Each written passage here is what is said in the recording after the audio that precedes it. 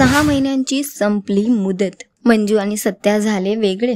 Constable Manju मालिकेची कहाणी एका interesting वळणावर येऊन उभी आहे. एकीकडे आपल्याला बघायला मिळतंय की मंजूला आता मम्मींचं सत्य कळलेलं आहे आणि सत्यापासून तिने ते सत्य लपवलंय. आणि अशातच आता मंजू आणि सत्याच्या नात्यात एक मोठा ट्विस्ट येणार आहे. न्यायालयातून एक ऑफिसर घरी येते. ती घरी आल्यावर सत्या, मंजू आणि घरातले सगळेच हैराण असतात की ह्या इथे का आल्यात. तेव्हा त्या स्वतःचं इंट्रोडक्शन करून देतात आणि म्हणतात की मी न्यायालयातून आले तुमच्या डिवोर्स केस बद्दल बोलण्यासाठी. तर आता 6 महिन्याची तुमची डिवोर्सची जी मुदत होती ती संपत आलेली आहे आणि त्यामुळे तुम्ही दोघं असे एकत्र राहू शकत नाही. तुम्हा दोघांना आतापासूनच वेगळं व्हावं लागेल. आणि हे ऐकल्यावर सत्या आणि मंजू दोघंही हैराण होतात आणि एकमेकांकडे बघतात.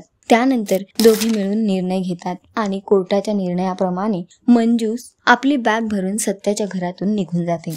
तिला जाताना पाहून सत्या खूपच इमोशनल होतो. सत्या इकडे रडतोय, इमोशनल होतोय, तर तिकडे मंजू सुद्धा त्याला सोडून गेली आहे आणि तिला सुद्धा आता हे पटत नाही आहे. बघणं फार महत्वाचं असणार आहे. 6 महिन्यांची ही मुदत संपायच्या आधीच, डिवोर्स व्हायच्या आधीच सत्या आणि मंजूला आपल्या मनातल्या भावना कळणार का आणि ते एकमेकांसमोर त्या भावना व्यक्त करणार का आणि पुन्हा एकदा एक होणार का. सध्या तरी शोचा ट्रॅक खूपच इंटरेस्टिंग वळणावर येऊन उभा आहे. तुम्हाला किती आवडतोय हा ट्रॅक? येणाऱ्या एपिसोडसाठी तुम्ही किती एक्साइटेड आहात आम्हाला कॉमेंट करून नक्की सांगा. आणि अशाच टेलिव्हिजन अपडेट साठी टेलिगप्पाला लाईक, शेअर, सबस्क्राईब नक्की करा. नमस्कार.